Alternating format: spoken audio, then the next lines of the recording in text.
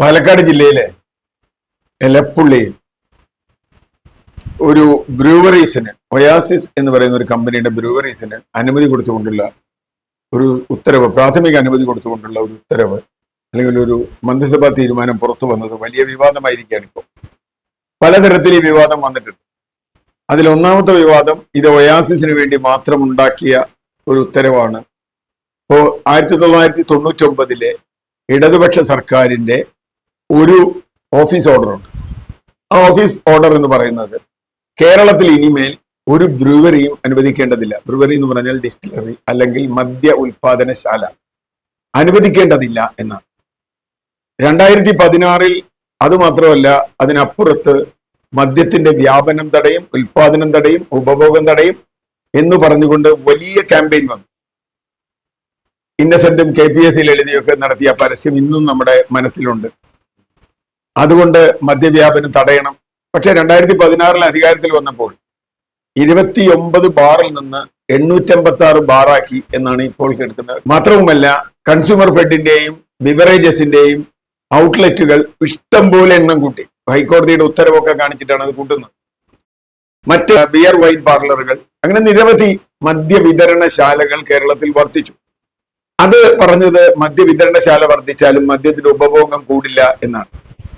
ഏതായാലും 2018 ഇതുപോലെ 4 ബ്രൂവറീസിന് അനുമതി കൊടുത്തുകൊണ്ടുള്ള ഒരു സർക്കാർ തീരുമാനം വരികയും ശക്തമായ എതിർപ്പ് വരികയും അതിന്റെ അടിസ്ഥാനത്തിൽ അത് പിൻവലിക്കുകയും ചെയ്തു. പ്രളയത്തിന്റെ പശ്ചാത്തലത്തിൽ ഞങ്ങൾ പിൻവലിക്കുന്നു എന്നാണ് അന്ന് പറഞ്ഞത്. ഏതായാലും 2024 അവസാനം ഇങ്ങനെ ഒരു തീരുമാനമെടുക്കുമ്പോൾ 2000 മുമ്പുള്ള 1999 ഓർഡർ ബാധകമാണ് എന്നതാണ് ഒന്നാമത്തെ കാര്യം. അവർ മദ്യനയത്തിൽ മാറ്റം വരുത്തി 2023-24 പുതിയ മദ്യനയം കൊണ്ടുവന്നു. പുതിയ ബ്രൂവറീസ് അനുവദിക്കാമെന്ന് തീരുമാനിച്ചു എന്നൊക്കെ വാദത്തിന് വേണ്ടി പറയുന്നുണ്ട്. പക്ഷേ 2022 തന്നെ ഇവരുടെ അപേക്ഷ വന്നു എന്ന് നമ്മൾ കേൾക്കുന്നു. ഒരു നടപടി ഇവിടെ ഉണ്ടായില്ല. 2024 അവസാനം ഇത് കൊടുക്കുമ്പോൾ പ്രധാനമായി ഉയർന്നു വന്ന ചോദ്യം എന്തുകൊണ്ട് ഒയാസിസ് എന്നാണ്. അതിന് പറഞ്ഞ മറുപടി, കേന്ദ്രം പെട്രോളിയത്തിൽ ചേർക്കാനുള്ള എത്തനോൾ ഉണ്ടാക്കാനുള്ള കമ്പനിയായി ഇതിനെ ഷോർട്ട് ലിസ്റ്റ് ചെയ്തിരിക്കുന്നതാണ്. ഇത് മാത്രമല്ല, തമിഴ്നാട്ടിൽ നിന്നുള്ള കമ്പനികളുണ്ട്, 10-12 കമ്പനി തമിഴ്നാട്ടിൽ നിന്നുണ്ട്, മറ്റു പല കമ്പനികളും ഉണ്ട്. അതിൽ ഇവരെ ചേർത്തിരിക്കുന്നു. അതുകൊണ്ട് തന്നെ ഇവരെ എടുക്കുന്നതിന് യാതൊരു തെറ്റുമില്ല. മാത്രമല്ല, ഇതിനെതിരെ വന്ന മറ്റൊരു പ്രധാന ആരോപണം, വളരെ വിവാദമായി അരവിന്ദ് കെജ്രിവാളും മനീഷ് സിസോദിയയും അടക്കം ജയിലിൽ കിടന്ന ഡൽഹി മദ്യനയ കേസിൽ ഈ കമ്പനി ഉൾപ്പെട്ടിട്ടുണ്ട്. ഇതിന്റെ പ്രതിനിധി, ഇതൊരു കുടുംബ കമ്പനിയാണ്, പ്രതിനിധി ജയിലിൽ കിടന്നിട്ടുണ്ട് കുറെ കാലം. അതൊരു കാര്യം. പക്ഷെ എങ്കിലും ഇവർ പറഞ്ഞു, ഇതാ കേന്ദ്ര സർക്കാർ ഷോർട്ട് ലിസ്റ്റ് ചെയ്ത കമ്പനിയാണ്. അപ്പൊ ഷോർട്ട് ലിസ്റ്റ് ചെയ്ത കമ്പനി കൊടുക്കുന്നതിന് എന്താ കുഴപ്പം? അവർക്ക് ഇവിടെ ഭൂമിയുണ്ട്, 600 കോടി രൂപ ഇൻവെസ്റ്റ് ചെയ്യാൻ തയ്യാറാണ്. അങ്ങനെ വന്നാൽ ഇവിടെ കുറെ ആളുകൾക്ക് തൊഴിൽ കിട്ടും. വളരെ പെട്ടെന്ന് സ്വീകാര്യമാകുന്ന ഒരു ഫോർമുലയാണ്. പക്ഷെ അതിന്റെ ഉള്ളറകളിലേക്ക് പോകുമ്പോഴാണ് ഒരുപാട് ദുരൂഹതകൾ വരുന്നത്. ഒന്നാമത്തെ കാര്യം, 2022-23 കാലത്ത് ഈ ഷോർട്ട് ലിസ്റ്റിംഗിന്റെ കാര്യം പറയുന്നുണ്ടല്ലോ, ഷോർട്ട് ലിസ്റ്റിംഗിന് വേണ്ടി ഇവർ ഒരു എക്സ്പ്രഷൻ ഓഫ് ഇൻട്രസ്റ്റ് കൊടുത്തു ഈ കേന്ദ്ര സർക്കാർ. ആ എക്സ്പ്രഷൻ ഓഫ് ഇൻട്രസ്റ്റിൽ 2023 ആലോചിക്കണം, ഇവർ പറഞ്ഞു ഞങ്ങൾക്ക് ലാൻഡ് ഉണ്ട്. എവിടെ? എലപ്പുള്ളി. ഞങ്ങൾ എലപ്പുള്ളി ലാൻഡ് വെച്ച് അവിടെ ഉണ്ടാക്കുന്ന അവിടുത്തെ ഡിസ്റ്റിലറിയിലാണ് എത്തനോൾ ഉണ്ടാക്കാൻ പോകുന്നതെന്ന് പറഞ്ഞു.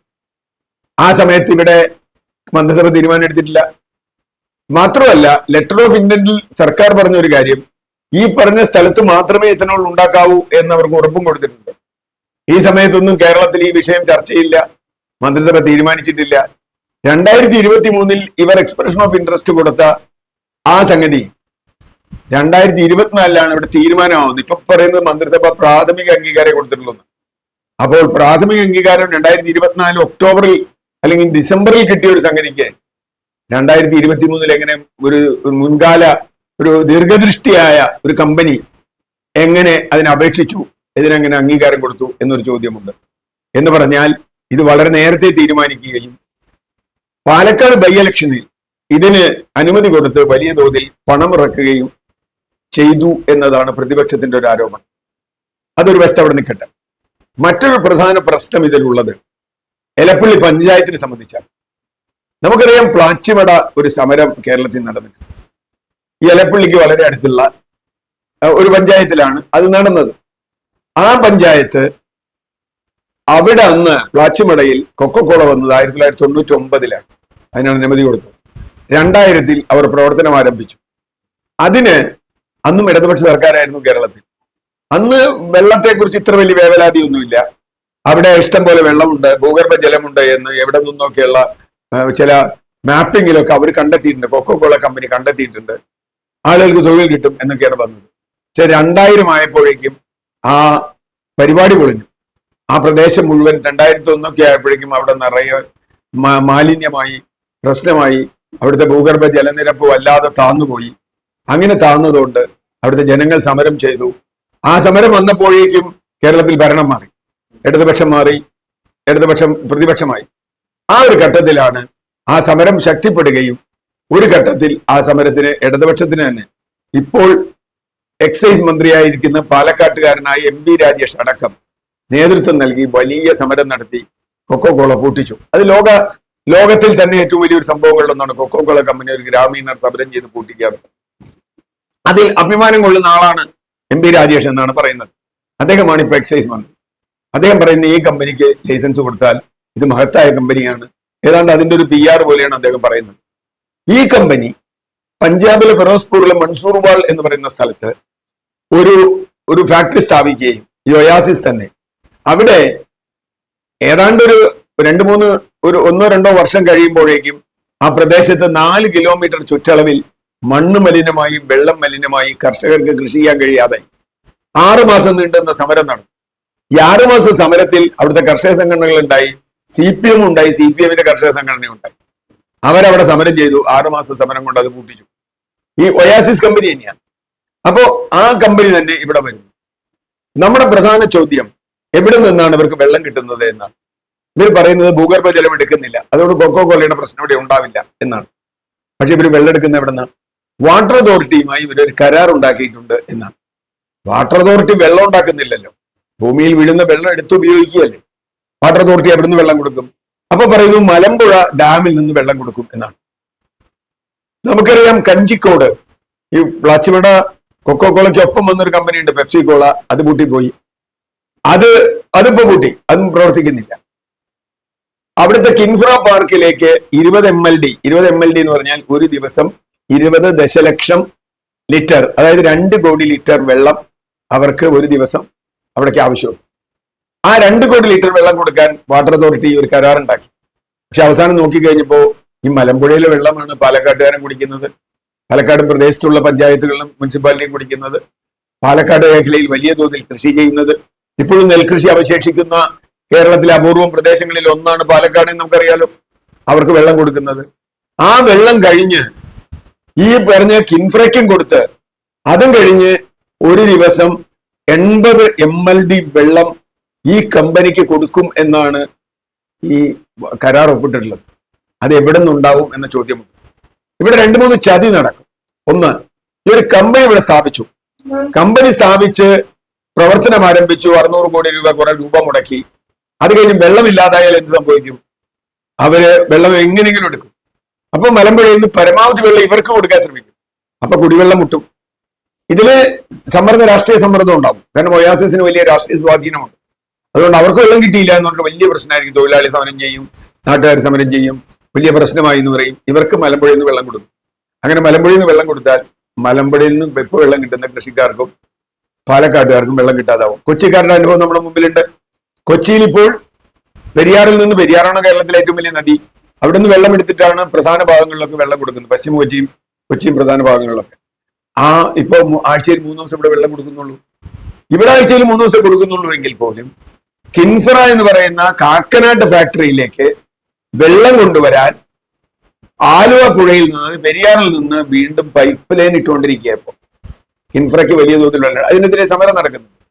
കാരണം കിൻഫ്രയ്ക്ക് വെള്ളം എടുത്താൽ ആലുവ പുഴയിലെ വെള്ളം കുറയുമെന്ന് മാത്രമല്ല, ഇത്ര ദൂരം പൈപ്പ് ഇടുന്നതിന്റെ പ്രശ്നമുണ്ട്.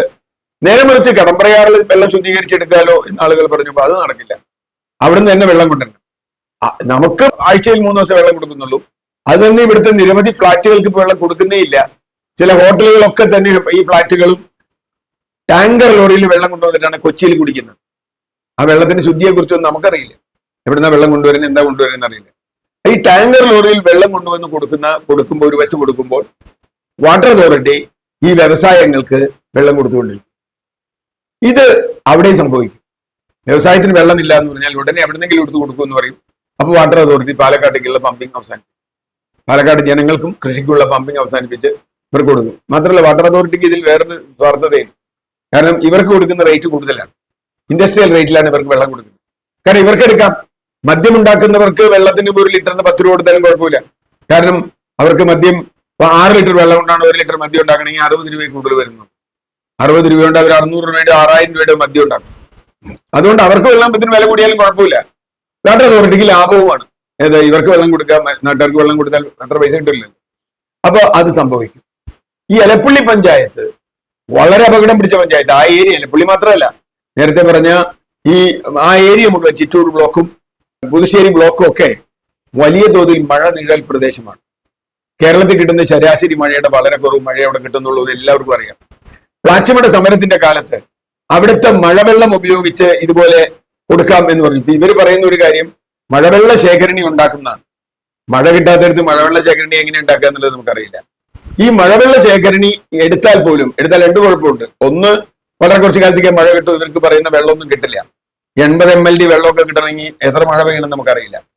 ഒരു ദിവസം 80 ദശലക്ഷം ലിറ്റർ വെള്ളം വരെ വേണ്ടി വരും എന്നാണ് പറയുന്നത്. അതൊന്ന്. രണ്ടാമത്തെ വിഷയം, അങ്ങനെ എടുക്കുന്നത് മാത്രമല്ല, അങ്ങനെ എടുത്താൽ ഭൂമിയിലേക്ക് വീഴുന്ന വെള്ളം കുറയുകയും എലപ്പുള്ളി പോലെയുള്ള പഞ്ചായത്തിൽ ഇവരുടെ ഭൂമിയുടെ മേലല്ലേ ഇവരെടുക്കുക, ആ പഞ്ചായത്തിൽ കിട്ടുന്ന ഭൂഗർഭ ജലമോ സർഫസ് വാട്ടറോ കുറയും. അത് ഒരു വലിയ പ്രശ്നം. എലപ്പുള്ളിയുടെ സ്ഥിതി എന്താ? എലപ്പുള്ളി പഞ്ചായത്തിൽ കഴിഞ്ഞ വർഷം പോലും 12 ലക്ഷം രൂപയ്ക്ക് ടാങ്കർ ലോറിയിൽ വെള്ളം അടിച്ച പഞ്ചായത്താണ് വേനൽക്കാലം. അപ്പൊ കാലാവസ്ഥാ മാറ്റം കൊണ്ട് ഇനി മഴ കുറയാൻ സാധ്യതയുണ്ട്, നമുക്ക് പറയാൻ പറ്റില്ല. അങ്ങനെ മഴ കുറഞ്ഞാൽ എലപ്പുള്ളി അവര് വളരെ മാതൃകാപരമായി പ്രവർത്തിക്കുന്ന ഒരു പഞ്ചായത്താണ്. എന്താ കാര്യം എന്ന് വെച്ചാൽ വെള്ളത്തിന് വലിയ ക്ഷാമം വന്നപ്പോൾ അവരവിടെ ഹരിത കർമ്മ പരിപാടികൾ ആവിഷ്കരിക്കുകയും കേന്ദ്ര ഗവൺമെന്റിന്റെ തന്നെ അവാർഡ് കിട്ടുകയും ചെയ്തൊരു പഞ്ചായത്താണ്. കാരണം കേരളത്തിൽ ഒരു പഞ്ചായത്തിനെ അത് കിട്ടിയിട്ടുള്ളൂ. എന്താ അവർ ചെയ്തതെന്ന് വെച്ചാൽ അവിടുത്തെ ഹരിതാപം വർദ്ധിപ്പിച്ചു, അവിടുത്തെ ജലസ്രോതസ്സുകൾ മെച്ചപ്പെടുത്തി. അങ്ങനെയാണ് അവരവിടെ അവരുടെ മിനിമം കുടിവെള്ളം നിലനിർത്തുന്നത്, കൃഷിക്കുള്ള ജലം നിലനിർത്തുന്നത്. അതിന്റെ മേലെയാണ് ഇപ്പോൾ ഇത് വന്നു വീഴുന്നത്. ഇതൊരിക്കലും അവിടെ പറ്റില്ല, നാട്ടുകാർ സമ്മതിക്കാൻ വഴിയില്ല. പഞ്ചായത്തിന്റെ അനുമതി വാങ്ങിയിട്ടില്ല. നമുക്കറിയാം ഇതേ സംഗതി പ്ലാച്ചിമടയിൽ വന്നപ്പോൾ പഞ്ചായത്തിന്റെ അനുമതിയില്ല, വെള്ളത്തിന്റെ അവകാശം പഞ്ചായത്തിനാണ് എന്ന് വാദിച്ച എം പി രാജേഷാണ് ഇപ്പോൾ പഞ്ചായത്തിന്റെ അനുമതി ഇല്ലാതെ അവിടെ ഇത്തരമൊരു ഇത് കൊടുക്കുന്നത്. ഇടതുപക്ഷം അധികാര വികേന്ദ്രീകരണത്തിന്റെ ഉപസ്ഥലന്മാരാണല്ലോ. അപ്പൊ അവരാണല്ലോ അധികാര വികേന്ദ്രീകരണം, പഞ്ചായത്തിന്റെ അധികാരം എടുത്തു കളയണമെന്നാ. ഇനി ഇവർക്ക് അഴിമതിയാണെന്ന് പറയാൻ മറ്റൊരു കാരണം കൂടിയുണ്ട്. ഇവർക്ക് ഏതെങ്കിലും തരത്തിൽ ഇങ്ങനെ ഒരു ഡിസ്റ്റിലറി വേണമെന്നുണ്ടെങ്കിൽ, മേനൻപാറ എന്ന് പറയുന്ന തൊട്ടടുത്ത് വേറൊരു ഡിസ്റ്റിലറി ഉണ്ട്, അടച്ചിട്ടിരിക്കുക. ചിറ്റൂർ ഷുഗർ മില്ല് എന്ന് പറയുന്ന ഒരു ഇടപാട് പണ്ട് നടത്തിയിരുന്ന സർക്കാരായിട്ട് എടുത്തതാ. അവിടെ വേണേ ഈ ഡിസ്റ്റിലറി തുടങ്ങും. ഈ എം പി രാജേഷ് ഒക്കെ മത്സരിക്കുമ്പോൾ എപ്പോഴും പറയും ഞങ്ങൾ അവിടെ ചിറ്റൂർ ഡിസ്റ്റിലറി ഉടനെ ആരംഭിക്കും, അവിടെ ജോലി കൊടുക്കും, അത് കൊടുക്കും. കേരള ഡിസ്റ്റിലറി ഉണ്ട്, അതില്ല. ചിറ്റൂർ ഡിസ്റ്റിലറി ഇപ്പൊ മലബാർ ഡിസ്റ്റിലറി എന്നാണ് പേര്. അവിടേക്ക് വെള്ളം കൊടുക്കാനില്ലാത്തതുകൊണ്ട് അത് പൂട്ടിക്കിടക്കുക കുറെ വർഷങ്ങളായിട്ട്. കേരള ഡിസ്റ്റിലറി ഉണ്ട്, അത് പൂട്ടിക്കിടക്കുകയാണ്. മറ്റു പല കമ്പനികളും പൂട്ടിക്കിടക്കുകയാണ് വെള്ളം കിട്ടാത്തതുകൊണ്ട്. പല കമ്പനികളും പൂട്ടിക്കിടന്ന് അതിൽ തൊഴിൽ നഷ്ടത്തെ പറ്റി മിണ്ടാതെ പുതിയൊരു കമ്പനി കൊണ്ടുവന്ന് കൂടുതൽ വെള്ളം ക്ഷാമം ഉണ്ടാക്കുന്ന തരത്തിലേക്ക് പോകുമ്പോൾ തീർച്ചയായും ഇതിനെതിരെ ശക്തമായ പ്രതിഷേധമുണ്ടാകും. സർക്കാരിന് താല്പര്യം മദ്യം ഉത്പാദിപ്പിക്കുന്നത് മാത്രമല്ല, ഒയാസിസ് മദ്യം ഉണ്ടാക്കണം എന്നുള്ളതാണ്. അവിടെയാണ് അതിൽ ചതി. അതുകൊണ്ട് വെള്ളം ഇവരെവിടുന്ന് കൊണ്ടുവരും എന്നുള്ളതിനെ കുറിച്ചുള്ള കൃത്യമായ കണക്കില്ലാതെ ഇവർക്ക് അനുമതി കൊടുക്കാൻ പറ്റില്ല. അതുകൊണ്ട് തന്നെ എൻവയോൺമെന്റൽ ഇമ്പാക്ട് അസസ്മെന്റ് നടത്തണം, ഹൈഡ്രോളജിക്കൽ സ്റ്റഡി നടത്തണം. ഇതൊക്കെ നടത്താതെ ഇവർക്ക് പ്രാഥമിക അനുമതി പോലും കൊടുത്തുകൂടാന്നാണ് നമ്മുടെ നിലപാട്. പ്രാഥമിക അനുമതി കൊടുത്ത് അവർ കെട്ടിടം പണിത് കുറച്ച് മുമ്പോട്ട് പോയാൽ പിന്നെ അവർക്ക് വെള്ളം കൊടുത്തേ പറ്റൂ എന്ന സ്ഥിതി വരും. അന്തിമാനുമതി കൊടുത്തേ പറ്റൂ എന്ന് വരും. രാഷ്ട്രീയ നേതാക്കൾ ഇടപെടും, വലിയ തോതിൽ പൈസ ഇറക്കും. കാരണം മദ്യ വ്യവസായം നല്ല ലാഭമുള്ള ഒരു വ്യവസായമാണ്. അവർ ഇഷ്ടം പോലെ പൈസ ഇറക്കും, ഉദ്യോഗസ്ഥരെ അവർ കയ്യിലെടുക്കും. അങ്ങനെ ജനങ്ങൾക്ക് പിന്നെ അധികാരമില്ലാതാവും. അതുകൊണ്ട് പ്ലാച്ചിമടയിൽ കൊണ്ട് പഠിച്ചവരാണെങ്കിൽ അത് എലപ്പുള്ളിയിൽ അവർ കണ്ടുപഠിക്കുകയാണ്. എലപ്പുള്ളിക്കാർ കണ്ടുപഠിച്ചിരിക്കുന്നു. അവിടുത്തെ ജനങ്ങൾ ഒറ്റക്കെട്ടായി കക്ഷി രാഷ്ട്രീയത്തിന് അതീതമായി ഈ കമ്പനി ഇവിടെ വേണ്ട എന്ന തീരുമാനത്തിൽ എത്തിയിരിക്കുന്നു. സർക്കാരും ജനങ്ങളും തമ്മിലുള്ള സംഘർഷം ശക്തിപ്പെടും. അതിന് ഇടവയ്ക്കാതെ ഇത് പിൻവലിക്കുകയാണ് സർക്കാരിന് ഇപ്പം നല്ലത്.